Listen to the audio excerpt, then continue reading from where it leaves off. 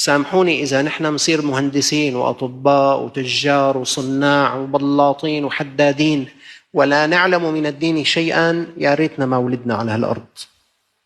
إذا بدنا نروح نشتري قماش ونبيع قماش ونجيب مصاري وناكل فيهم ويصيروا بعدين حيث تعلمون، أما الدين ما لنا علاقة فيه، يا ريتنا ما وجدنا على هذه الأرض.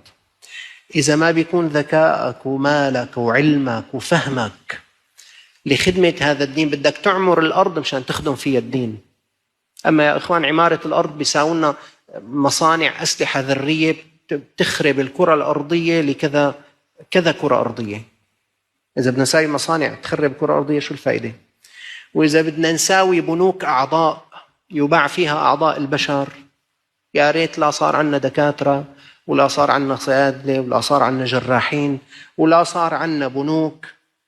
وإذا بده يصير في عنا بنوك ربوية تنشر الربا وعلى أساس اقتصاديين وخبراء، يا ريت لا صرنا اقتصاديين ولا صرنا علماء إذا بدنا ننشر ما حرم الله تعالى.